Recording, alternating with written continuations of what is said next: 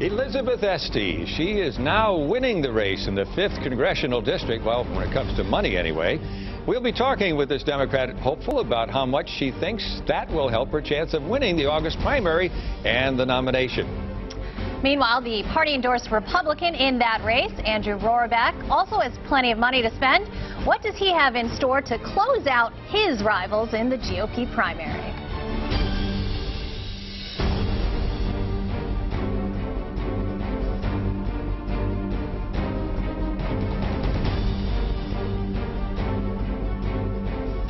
Hi, you're watching The Real Story. I'm Lori Perez. And I'm Al Tersey. Our first guest here on the second half of the Political Power Hour here at Fox points out that her TV ads, in her TV ads, that she's worn a few different pairs of shoes in Connecticut government, community organizer, town councilor, and state representative, too.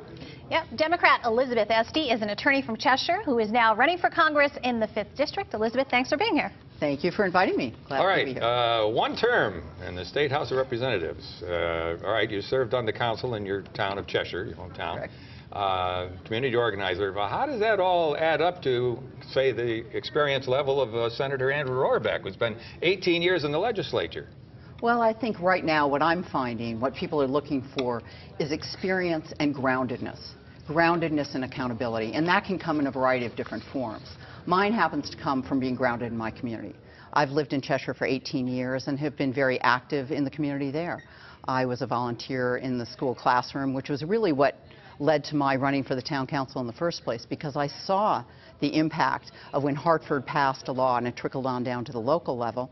We had to make it work. We had to figure out how to balance our budget, fund our schools, fund the fire department, the police department, and help our seniors. And that's how I ended up getting involved in local politics, was actually to help make better decisions that reflect the values of our community. So would you say that your main Democratic opponent, Chris Donovan, does not have that same amount of groundedness? I mean, certainly he's dedicated a lot of years to public service. Sure. Well, I think right now, again, what people are looking for is demonstrated accountability and demonstrated groundedness in values that is not simply government, because government is clearly needs to be part of the answer, but it's only part. And part of that is also going to have to come from the private sector. That's going to have to come from nonprofits and from individual citizens. And I think my breadth of experience, which also includes life as an attorney in Washington, D.C., working on Supreme Court briefs, as well as being a volunteer, as well as local service, as well as state legislative experience. And I think that combination is particularly powerful right now when the problems are as complex as they are. You've been doing a pretty good job fundraising. How are you doing that? Hard work. And do you know where the money's coming from? Absolutely. I can speak for myself. I know where it's coming from because I'm the one making those phone calls. I think people think there's magic. And as with many things in life, we tell our children, it's mostly about hard work and getting up every day and working hard. So we have a good team. And I think what I'm finding is there's a lot of response to this message of common sense problem solving. Not party first, not ideology first, but we need to get back to the business of solving problems in Washington. It's very broken. So you're finding that people certainly are willing to give you money. Are you getting the sense that they're going to back you up once you get to the primary? I mean, I know we were talking before the show about the polls. I mean, I think there was at one poll at one point, right, that put you about 19 points behind Donovan. Well, I think the polling at this point is notoriously unreliable. You know, we're not sure who's going to show up, and the fact is, folks are just figuring out who we are right now.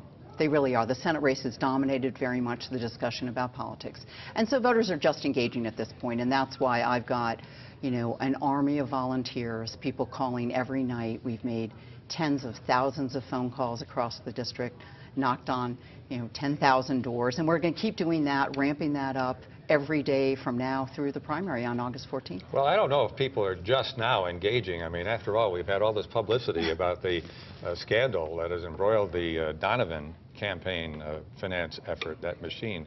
I asked you about if you know where the money's coming from, obviously alluding to what has happened over there and the suggestion that some are making that Chris Donovan can't possibly know where all the money is coming from that comes to him, even for big donors. Now, how do you protect yourself against that kind of situation? Well, I'll tell you, I make the phone calls myself, and when I'm signing thank you letters, which I sign everyone personally, whether it's $5 or whether it's major donor in the thousands of I dollars. don't see a brace on your wrist. No, How do you do that? You really do that? 4,600 donors, and I sign every letter. And if there is a donation, certainly $250 and above, if I don't immediately recognize the name, I'll ask my staff, please look up that person. You know, when did I talk to them? Who are they? And usually I just have forgotten. It might have been a couple of months ago. Occasionally it'll be the cousin of a friend who they've called in Colorado, something like that. But I will ask.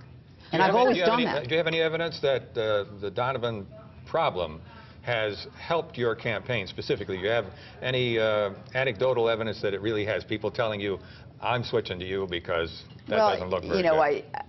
I've talked to a lot of people. There are people, again, who are saying, you know, I'm looking for a person I can put my trust in. And tell me about you. You have to make a positive case. You have to make a positive case. That's what I've been doing from the beginning. I haven't been running against other people. I've been running for good ideas, for fixing Washington, for specific proposals about dealing with manufacturing and small business and education. And that's what people are so eager to talk about. You know, they want to get to their issues.